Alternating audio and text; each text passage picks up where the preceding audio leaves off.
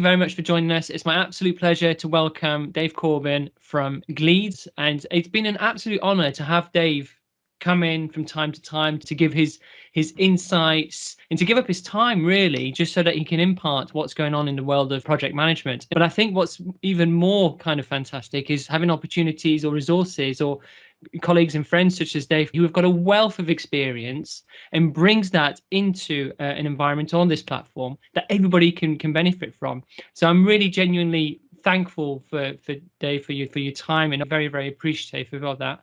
But before I obviously continue any further, let me say thank you ever so much, and I'll hand over to Dave, who will take this session forward. And as we go through, myself, Vasilis, and Fred will just jump in with any questions throughout the session. So first of all, who am I?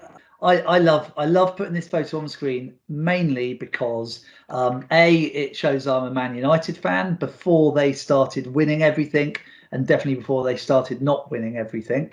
But really, I just love putting this up the screen of my big brother in a pair of hot pants and a geeky t-shirt, and he has no idea I do this, and it just gives me a sense of great satisfaction every time I get the chance to do so. So yeah, that's my big brother Matt. He was, as I say, the t-shirt says it all really. He was one of these guys, flew through school. He got his did his A levels straight after, went and did a year in Honduras, teaching poor children in Central America English.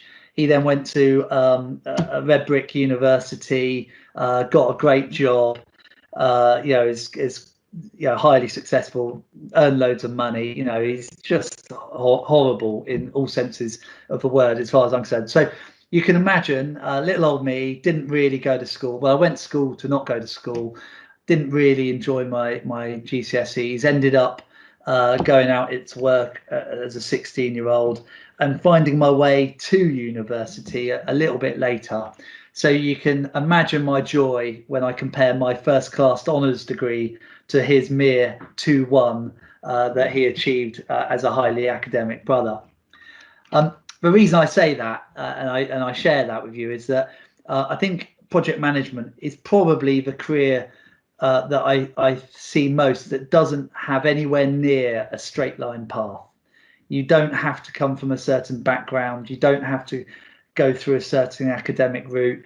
You don't have to do it as a first career. People come into project management through a whole different route of ways. As I say, I started my first full-time job as an apprentice gas engineer for British Gas on my 16th birthday, and found my way working through different courses with building services. Found myself as a chartered engineer designing services within building, and I found myself realizing that actually, whilst I was okay at engineering, I didn't really have my heart in it. I liked being in the heart of the projects. I liked being in the middle. So I convinced my company at that point that they should back me to start a project management offering in Southampton. And from there, I then moved through the ranks of that particular company to a point where I was heading up their project management department. And after 20 years of working with a company called WIG, in late 2019, I decided that it was time for a change and joined Gleeds, who for a similar role. So I lead their program and project management capability in the UK. We have about 190 project managers delivering projects in the built environment, so whether it's buildings or infrastructure. And in a rather, I don't really quite understand how, but I as of this year, it's 30 years in industry that I have to my name. Which just makes me sound like a dinosaur, and it kills me to say it. So yes, that's me, and so if I just share a couple of my own personal projects that relate to today's session, I thought it might help. So probably the most difficult project I've been asked to help out with in my career. I got involved halfway through when it was in a really difficult spot where the client was faced with possibly spending £11 million to turn it back into a playing field. And the first activity that I had in my involvement was to serve a termination notice to the whole team that gave them 20 days to sign up to new ways of working or to be removed from the job. And the reason that's not a sort of standard typical approach to mobilizing a new team and forming this new collaborative environment, but it was a necessary step in that project that meant it could move forward. And the reason I share it is that dealing with confrontation is a key part of being a good project manager.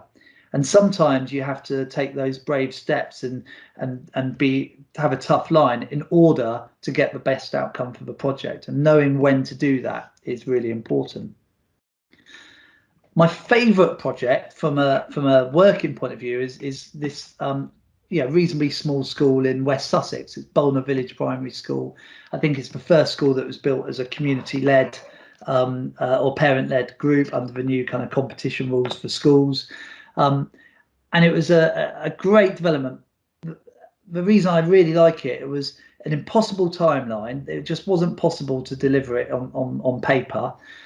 The client had already committed to a number of pupils joining in the following September, and unless we achieved the end product, they wouldn't have a school to go to.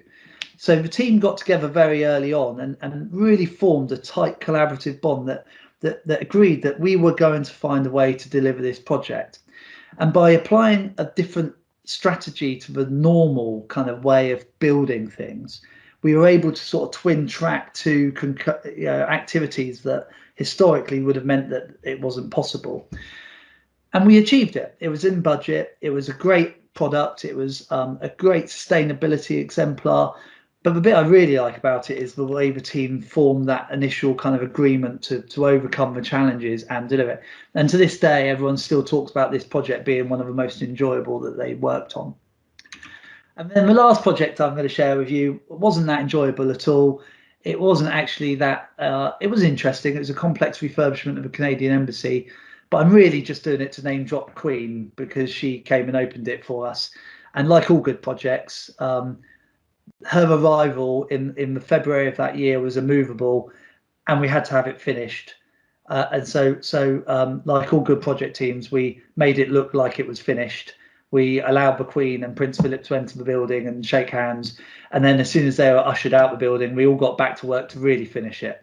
So again, it was a great example of how a very complicated project was under very strict timelines, and you had to pull together to make it work to everyone's advantage. So that's a little bit about me.